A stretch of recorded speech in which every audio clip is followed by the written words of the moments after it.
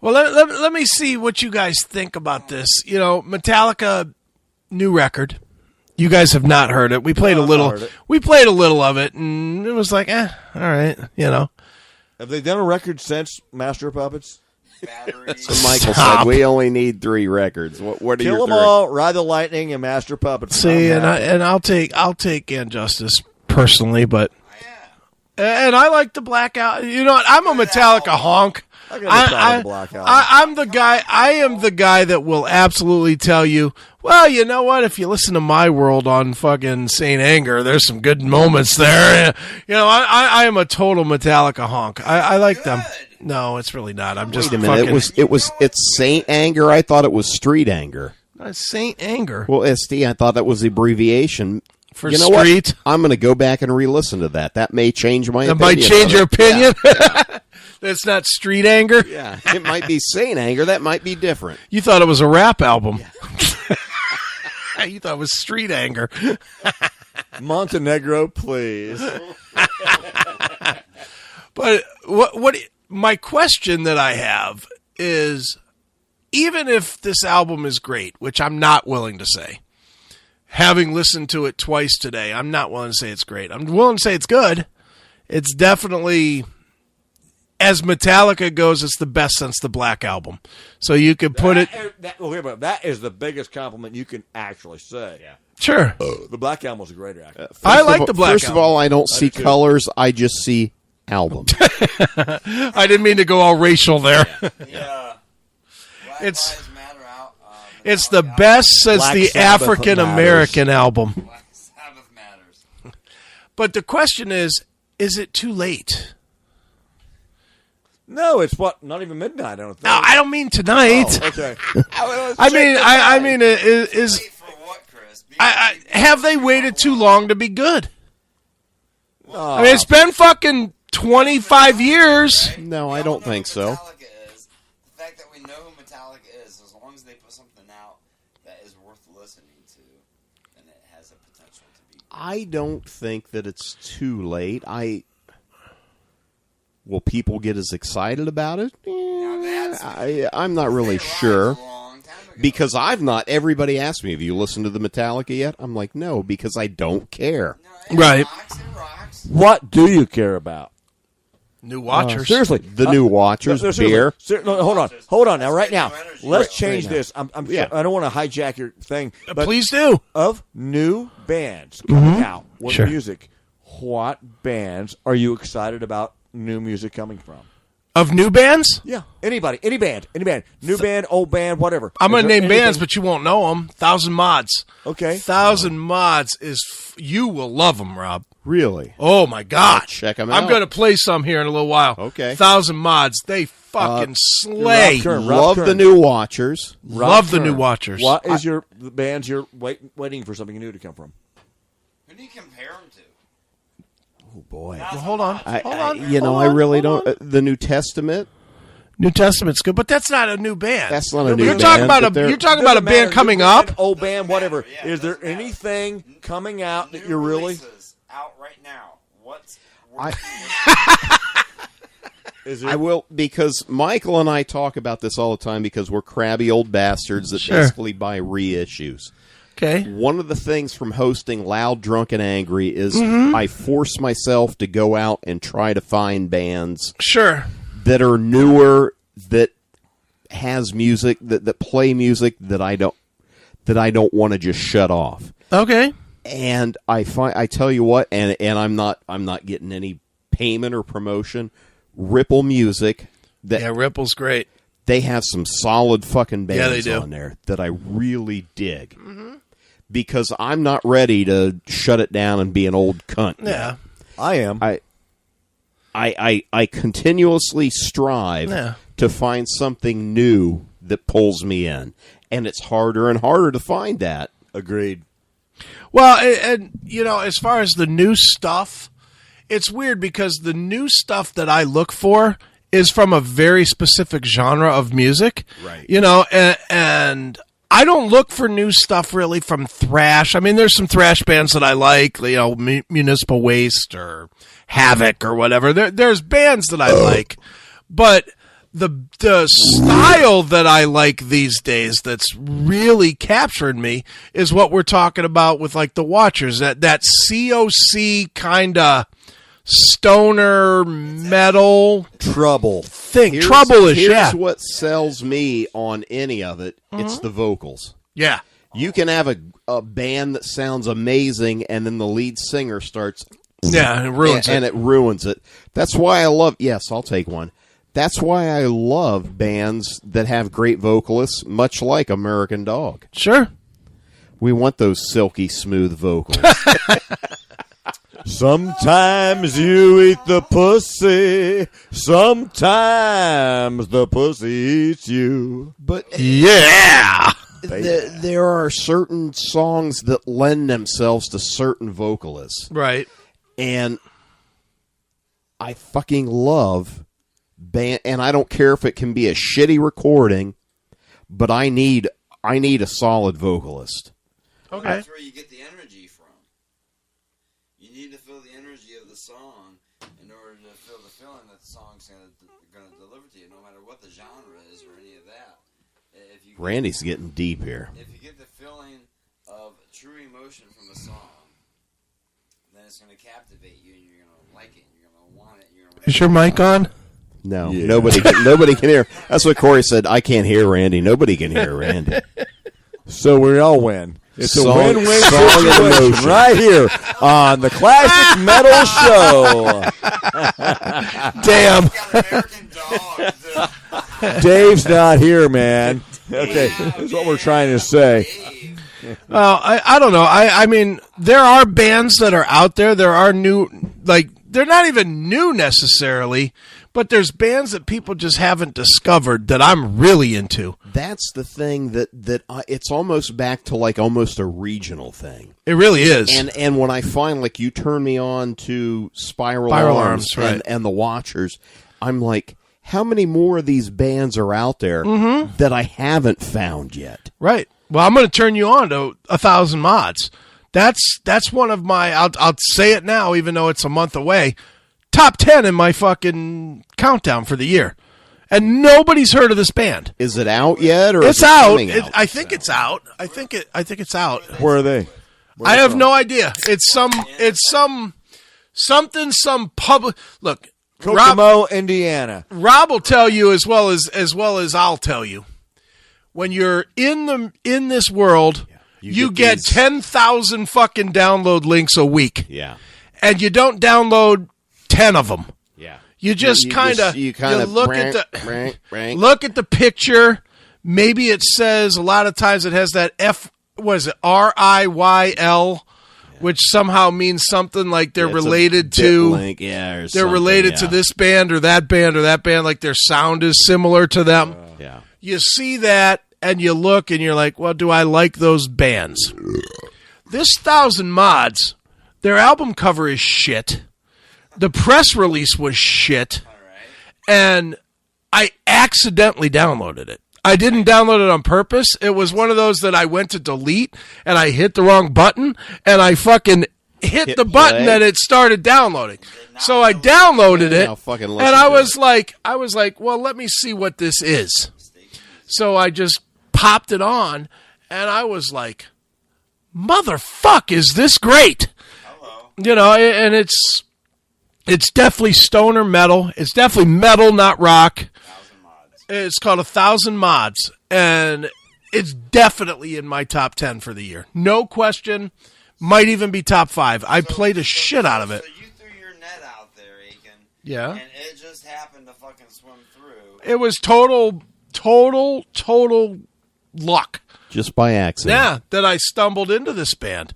But that's how it works in 2016, because there is, for as much as everybody says that there's not any music out there, there's an awful lot of music out there. Problem is there's too much. Though. Yeah. And there's too much of it. You can't, I would be willing to safely bet that I passed on 100 albums that I would love this year that I just didn't even download. Because the trick is, back in the old days, say what you want about the old days, 10, 15 years ago, when they had to mail it and they had to pay $2 to produce it, you got less of it. So, like, the big one for me was Century Media 15 years ago. And Century Media would send you 10 discs at a time, and they were in the paper sleeves. And you know what? You would listen to all 10 of them. Yeah. You would absolutely listen. Not because it was Century Media, because they took the time to send you a piece of plastic, really.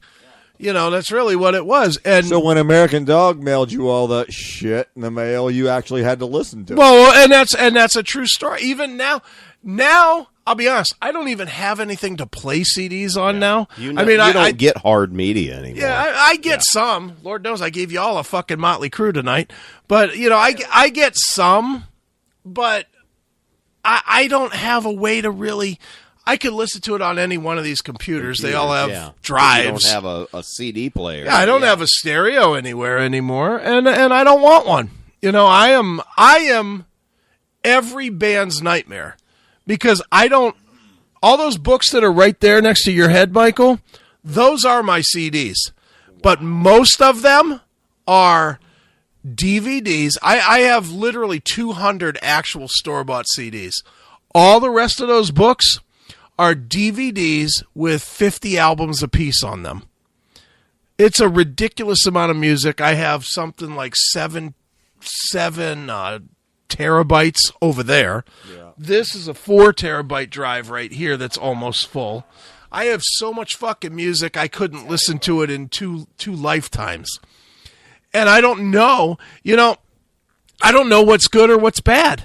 Yeah. A lot of times I go to my Amazon Cloud and I'll just put in what have I uploaded recently. I still think though that you're not listening to it as much because you don't have like Michael and I in our basements, we have the CDs and you can walk down and read them and look at them and they're like, my precious.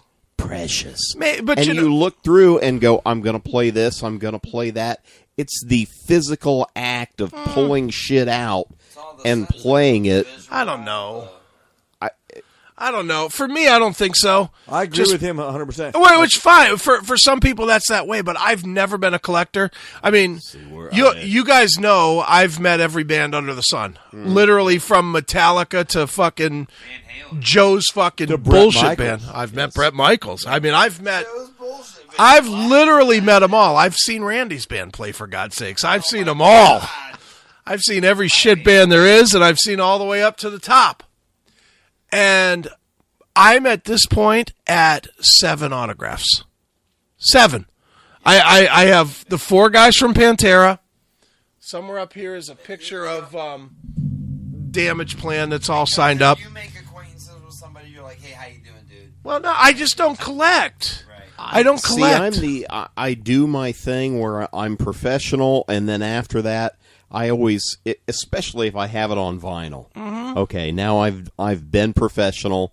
Now I'm going to be a geek. Yeah. Can you sign that? And then I'm throwing it up in my bar. Boom. See, for me, I just never was that guy. I never was like, and Randy will tell you this more than anything. There was a time when Randy and I went to every concert. Every concert I went to, and this is when I was writing. How many insurance companies parking lots did we puke in? There were a lot. Definitely were a lot. But most of the time, I would give him a pass. Like, I would usually get 3 or 4 passes because I would know the band. I'd give him a pass, and I'd give whoever in the audience my passes, and I would tell him, I'll meet you at the car. Because I just didn't even want to be bothered. You know what? I get nothing, even if I'm a huge fan of the band, I get nothing out of the walk by me and handshake move. I get way more out of the phone interview. Right. Where I can do 20 minutes. Where I can do 20 minutes. Yeah. I can ask whatever the fuck I want to know. Absolutely. And for me, that's the win. Not that dumb selfie. Hey, boys. No, the thing is even when I interviewed Lemmy for Classic Rock Magazine, and you and I went, we walked away after that. The next day we were like, we never got a picture of the three of us. Right. With Lemmy, Michael, Lemmy, and I. But we had him sign some shit. But, the ironic thing is that when Michael and I die, all that cool shit that we have hanging everywhere is going to go straight to the fucking dump. Or the ex will sell it for, I guess you wouldn't be an ex. The widow will sell it for. No, because she has no clue of what any of that means. Somebody will take it at a garage sale. And fucking Mike and Frank can come in and be like, hey, what's that there? Yeah, I'll take that Motorhead helmet. But the thing is that once we're gone, this next generation they have no idea. What are they going to be excited about? That fucking autographed Limp Bizkit poster? I mean, come on, is anybody going to care? I agree with you, but again, for me personally, I mean, even look at the walls. If you look at the shit that I have on my walls right now, which this room is just fucking disaster, you don't see any autographs. You see a bunch of backstage passes. You see my prized possession, my Led Zeppelin ticket. You see the arrow. That's the ticket to the show that got canceled when Bonham died. Yeah. And that's like a fucking... That is special. That's a fucking jewel in my hand. That is. And then you've got the first issue of my magazine, Music's Bottom Line. And then you've got the first show that I ever booked, which was right after 9/11. Me and Neely did the CMS Night Out. None of this shit that's up on the walls is autographed. Nothing. It just reflects the moment. It reflects the era. Well, it reflects, it's more accomplishment based for me. And like for me, the autographs that I have, the Pantera guys are my friends. Philip, I don't know if you guys heard. Well, I don't know if you heard the interview that I did with him last week. It was on Blabbermouth or whatever. Yeah. It doesn't sound like an interview. It's just people shooting the Phillip, shit. Yeah. I start the interview sort of interviewey, and Philip's like, "What's up, big daddy?" or whatever. Because Philip's like having fun. Yeah, because he's a friend. He's just a friend, and we're just hanging out and having fun, and those are fine. And my autographs with the Pantera boys. Well, the reason I have those is because I hung out with them and partied with them a lot. Right. Fucking kicked Dimebag in the chest. Him and I, this is a fun story. I interviewed Dime and Vince and the whole Damage Plan band. Did the last interview they ever did in Cleveland, actually. Because then Dime was killed like 2 months later or whatever. But I did this interview, and they got super fucking pissed at me. Because in the middle of the interview, I asked them an Anselmo question. This was when Anselmo was talking all that shit about those guys. And I asked them a question, and they tried to dodge. They did the nice weave. And I pulled into my pocket the transcript of an interview I had done with Phil 2 weeks before. And I read it back to him. And one of the things Phil said was he felt that those guys were shallow musically. Fucking pissed Dimebag off to no end. He was fucking furious. So we do this interview. He's bitching and moaning the whole time about this fucking shallow comment, right? We finished the interview. We were doing it at Billy Morris's studio at the time, at the Lava Room, which was this big open room.